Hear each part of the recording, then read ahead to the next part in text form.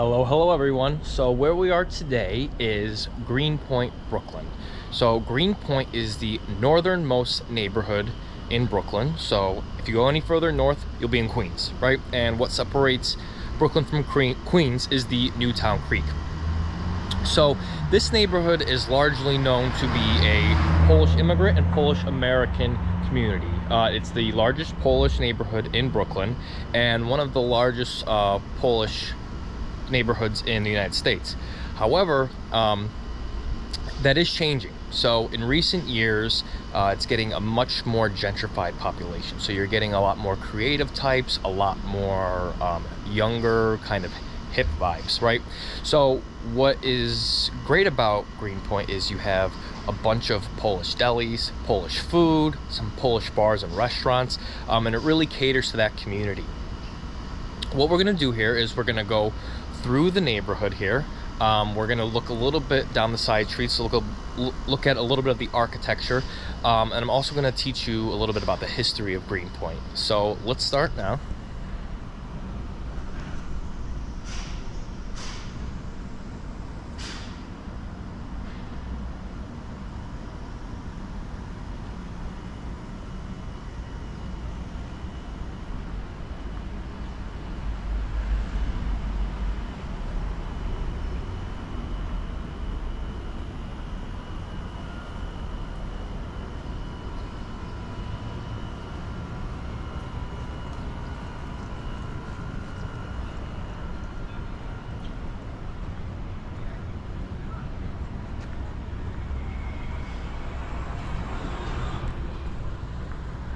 So, a history of Greenpoint.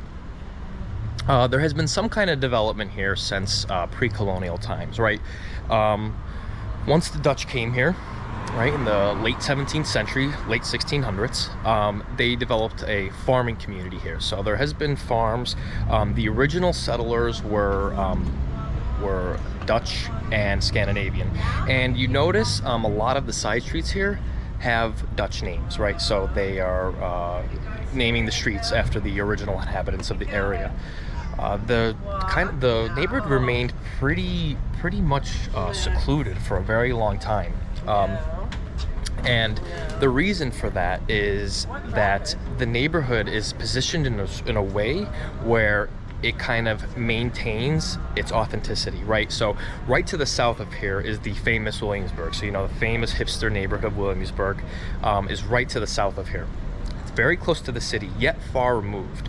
And the reason for that is because the transportation options. So Greenpoint is only served by the G train, and the G train is the only New York City subway line that doesn't go into Manhattan, right? So if you live in this neighborhood, you either have to go south to Williamsburg to the L train to get to 14th Street in Manhattan, or you have to go north to the E train in Queens to get to Midtown, or if you want to go to Lower Manhattan, you have to take the G train all the way down to downtown Brooklyn and switch to the A or C to get into the Lower Manhattan Wall Street area. So as you can see, it's a bit inconvenient, and what that has caused is it has caused the neighborhood to maintain its character, and it hasn't become as gentrified as nearby Williamsburg, although that is changing. So you will see on this tour, you will see the original Polish inhabitants, Polish businesses, things of that nature, but then you're also going to see the more gentrified population, like I mentioned earlier.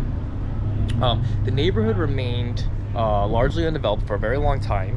You know, since the 1600s, it was farmland for a very long time, and then in about the 1870s, 1880s, industrialization happened, right? And this neighborhood was known to be a big area for industry, for factories, right? So you had shipbuilding, you had manufacturing, things of that nature. And what that did is that created jobs in the area, right? So the area built up. It got an immigrant population. So it originally was Irish and German in like the 1860s, 1870s, and then by the late 1880s, 1890s, early 1900s, the Polish population moved into the neighborhood. That's when, in America in general, you know, late 1890s, 1900s, 1910s, 1920s, a lot of Polish immigrants immigrated to the United States, and it pretty much stayed that way even until the present times. Although like I said, you will see it is changing.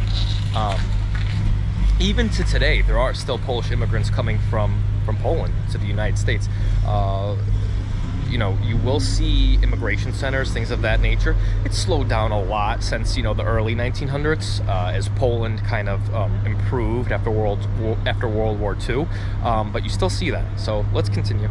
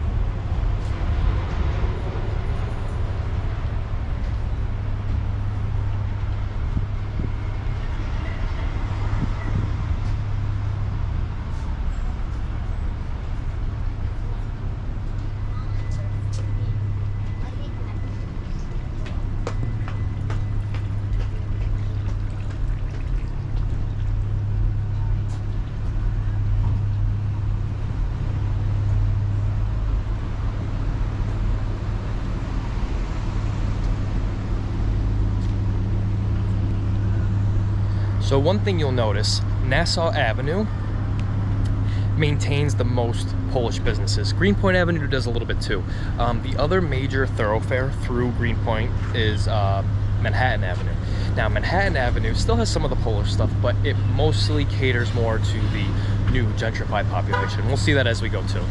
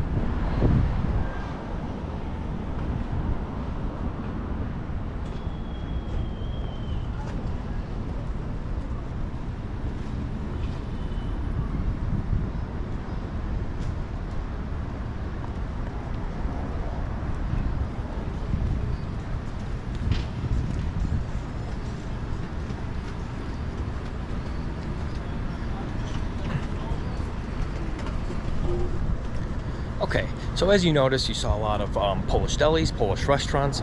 This is the place to go in New York City if you want authentic Polish food.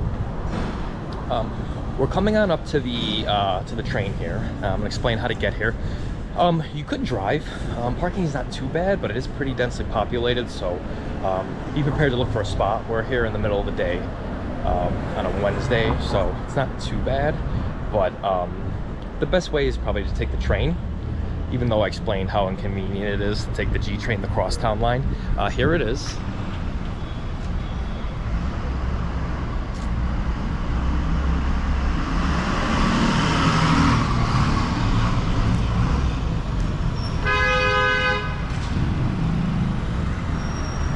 So that's the Nassau Avenue station. You would take that to get here if you want to end up right here on this block. You get the G train. You can't get it in the city, right? So you have to take one of the trains out of the city. So you could take the L, you could take the E train, you could take the A or C. A lot of the ones that go into downtown Brooklyn, and you can transfer to the G.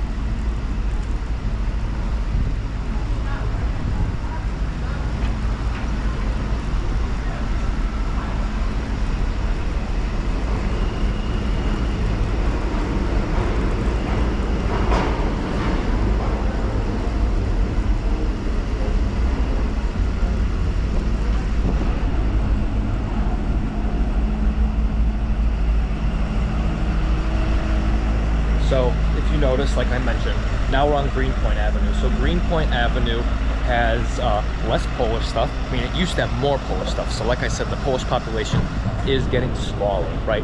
So it has less Polish stuff and more kind of gentrified, you know, healthy stuff, acai bowls, things of that nature. So you're gonna see that more on Greenpoint Avenue. I mean, Manhattan Avenue, rather.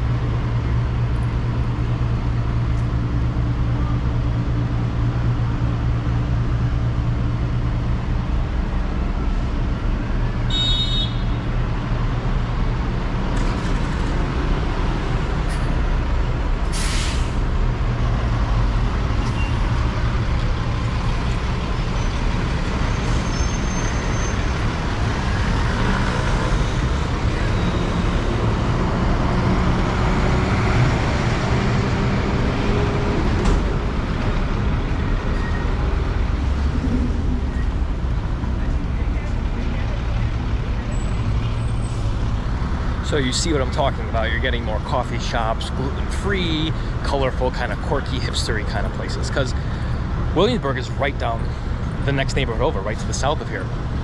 So it's cheaper around here, like I said, because it's a little more inconvenient, a little bit more removed, transportation-wise. So it's a little bit cheaper. So a lot of people, you know, hipsters that are getting priced out of Williamsburg are actually coming to Greenpoint. So what we're gonna do now is I'm gonna stop in one of the restaurants. I'm gonna get something to eat, some Polish food, and then we're gonna continue the tour.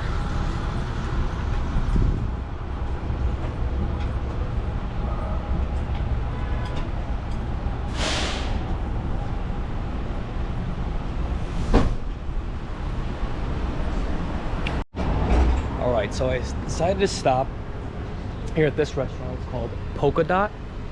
It's right here. They make homemade Polish food, so really kind of homegrown Polish food, not any of that fusion stuff. I ended up getting a meat pierogi, potato pancake, and a potato dumpling. So here they are here. Kind of a cool spot. So they have the menu in Polish. Right.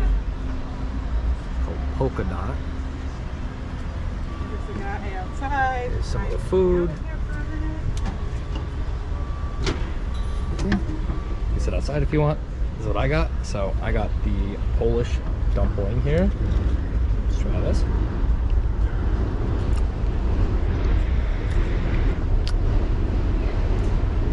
Very good.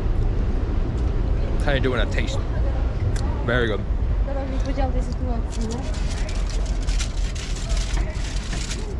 Here we got a potato pancake. Very good. Very, very good. Let's try this last one. Meat pierogi. Very good. Very, very good. So, like I said, come here. If you're interested in Polish food, Polish culture, this is the place to go in New York. Sample some stuff. Come here, there's a couple other ones. Just try everything. If you're not familiar with Polish food, just get a taste like I did. And it really allows you to, you know, kind of try out different things. So what we're gonna do next is, I'm gonna finish this, and then I'm gonna take you down a little bit further. I'm gonna show you the church. So the Catholic Church is very big in the Polish tradition. So I'm gonna show you the church, show you a couple other businesses, then we're gonna go down one of the blocks, and I'm gonna show you the changing architecture, right? So the old row houses versus the more new kind of designs. So stay tuned.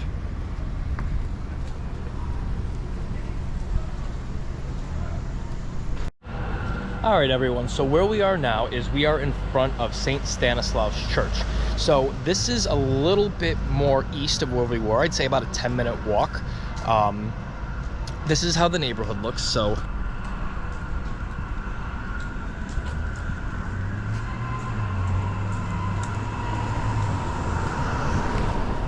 you have more of the row houses, less of the modern designs, right? So the more east you go, you're going further from the city, more towards the factories. So it's less gentrified the more east you go.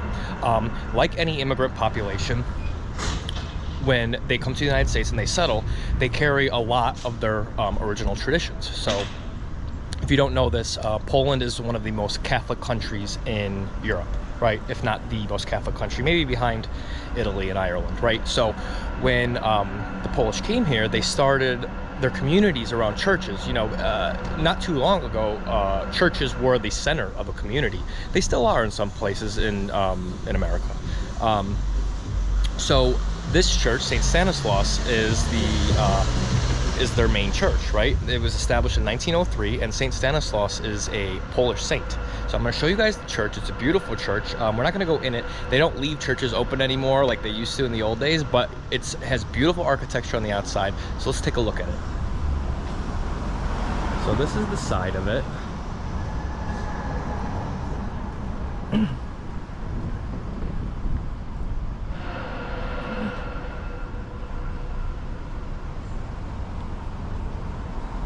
So this monument here is dedicated to people in the neighborhood who died in World War I and II. This is the side of the church.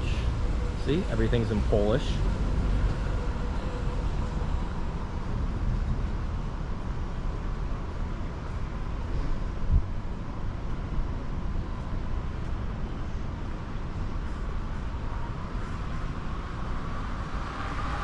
It has a clock tower, and that time is correct.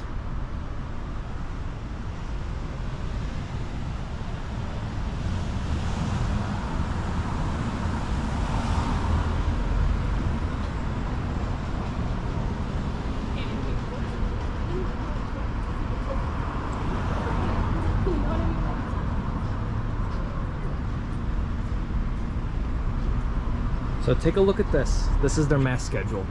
So on Sundays, every mass is in Polish except the 9 o'clock a.m.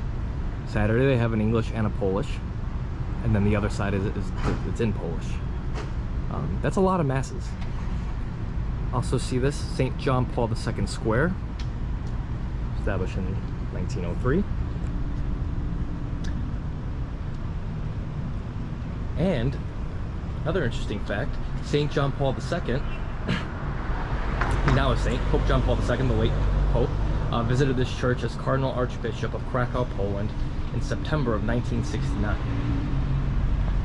So if you're not aware, the late Pope John Paul II was from Krakow, Poland, the south of Poland, and he's kind of the patron saint for all Polish Catholics everywhere. You know, he really represents this community.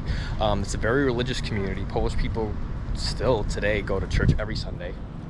As you can see, that's a lot of masses. If you go to a lot of Catholic churches in America now, on Sundays you're not going to have, how many masses were there? 6 masses?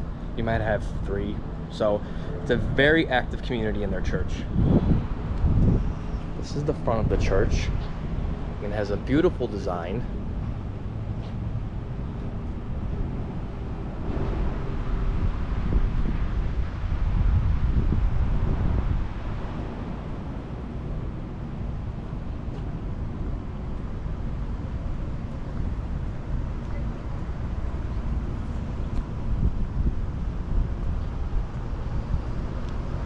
Over here is the rectory and the gardens.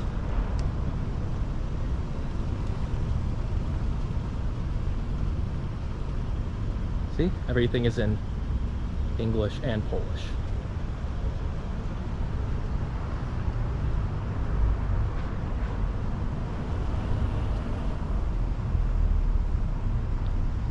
And this is a monument to Pope John Paul II, the late Pope. Now, a lot of Catholic churches have always had Catholic elementary schools associated with them. I don't believe this church ever did, but I'm not sure. I'd have to find that out. If you know, leave in the comments below. That's kind of a dying thing. A lot of people are leaving are leaving Catholic churches and Catholic schools, especially in urban areas. A lot of people moving to suburbs, and those Catholic populations are going out to suburbs and sending their kids to public schools. You know, it was a tradition to send your, specifically if you lived in an urban environment, to send your child to a Catholic school. That is fading. You see that all over America in most of the major cities. I don't know if this one ever had a school attached to it, but you know, let me know if you know. So where we're gonna go next is we're gonna go on the more west part, right? So there's another little section over there that displays kind of the dichotomy between the old row houses and the new architecture, and the Polish population and the gentrifying population. So stay tuned.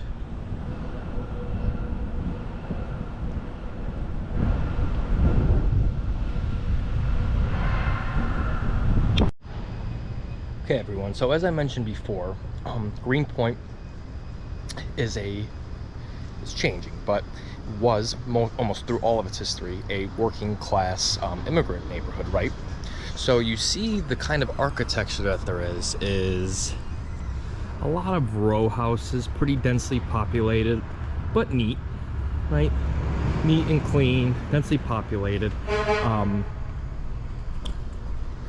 It had to be like this, right? Because the neighborhood was built before the automobile. So what people did is they immigrated from their home country, Poland or wherever, and they walked to work, which was, you know, on the water over here, the Newtown Creek, which divides Brooklyn from Queens, and the East River, as well as there's other factories a little bit to the east here. So they would live in these close quarters and commute to work. That's why, you know, they're close together. Another interesting thing to note is, like I mentioned before, the seclusion of Greenpoint. There's also no way to drive into Manhattan. So if you want to drive into Manhattan, there's no bridge. you either have to go north to Queens and cross over the Queensboro Bridge, or you have to go further south into Williamsburg and cross over the Williamsburg Bridge. Excuse me. So that's what keeps it kind of not fully gentrified, but as you can see right here, right? So you have the old kind of architecture, the row houses, things like that nature, right? Kind of a middle-class neighborhood look. And then bam, right there, you have very modern architecture, right? Very creative designs, you know, reusing the space, creating lofts, things of that nature. So you're seeing a lot of that in Greenpoint right now. A lot of the land values are going up. So as the more gentrified population comes in, the rents are going up, the land values are going up, right? So a lot of the Polish people, Polish American and Polish immigrants, their kids are not replacing them. So a lot of their kids are not staying in the community anymore. They're going out to the suburbs, you know, to get more space for their money, you know, or even different cities entirely. And it's a bit of a shame because Greenpoint is known to have second, third generation residents. It's kind of a homegrown kind of neighborhood. But this is New York City. Neighborhoods are always changing. Neighborhoods are always evolving. So, you know, that's something to note when you're here. What we're gonna do next is we're gonna go to the main Polish church. So we're not gonna walk all the way over there on the video. It's gonna take a while, but stay tuned. We're going to the church next.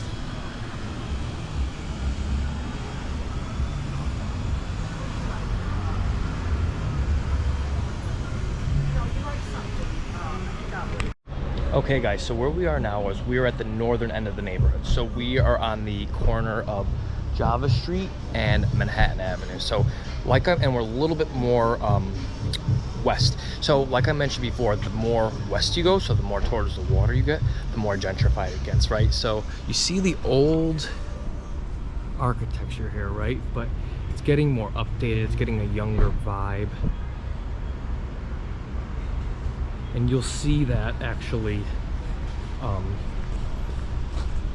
you'll see that in the people walking around and the businesses as well.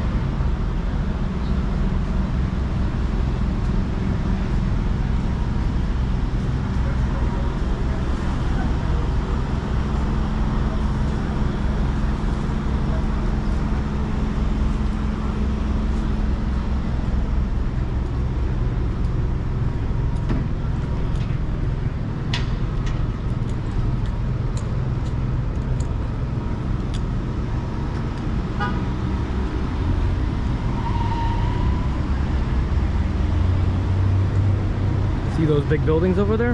That's Manhattan.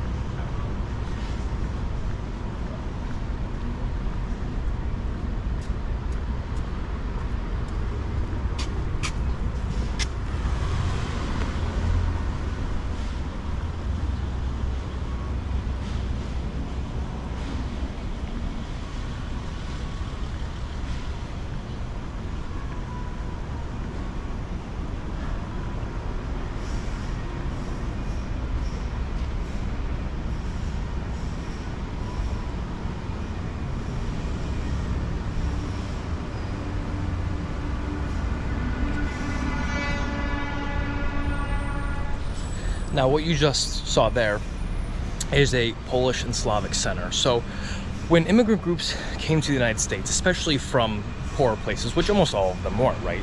Otherwise, why would they come here? Different neighborhoods created centers. So often it was with the church, right? With Catholic Church or whatever church, Jewish, Muslim, whatever denomination those kinds of people belong to. Another thing they developed is community centers. So this was a place where people can learn English, can learn about the culture, can kind of find jobs, find employment opportunities, network, kind of really get their feet in the ground in this new country that we call America, right? So it's kind of inspirational. It's kind of a really cool thing to see this really here and alive in this community. They also offer help. They offer, you know, some probably rental assistance, things to help people find apartments, things to help people find jobs. It's maybe even a place to, you know, hook up with somebody, meet a wife or husband, things like that. Especially the churches. The churches used to have dances all the times, and that's where people would meet, young people, before women kind of went out to bars more. So, you know, that kind of concludes our tour of Greenpoint here. As you can see, it's a Polish neighborhood. It's changing quickly, though. It's not being, you know, the population is not being replaced by their kids so much, and that's kind of true in a lot of ethnic neighborhoods in New York. You're seeing that a lot more in the last 15-20 years, but it still retains its charm, and like I said, partially due to its seclusion based on transportation. But it's a wonderful place to visit if you're Polish and you want to know where is a good Polish place in New York, because there's not many. It's a smaller population. It's not like the Italian population here is, or the Irish, or the Dominican, or the Puerto Rican. It's small. So this is where to go to find that. Or if you're not Polish and you're interested in Polish culture, Polish food, any Polish bars, things of that nature, this is the place to go. If you like this kind of content, make sure you subscribe if you haven't already. Also, make sure to like and share this video, you know, spread the information. Also, make sure you leave a question or comment below. If you've been around here or you're from here, you know anything about it, leave a comment below. You know, we're building a community to learn more about different places around the world. And if you have a question, make sure you leave that below. I try to answer almost all questions I receive. So until next time, guys, take care.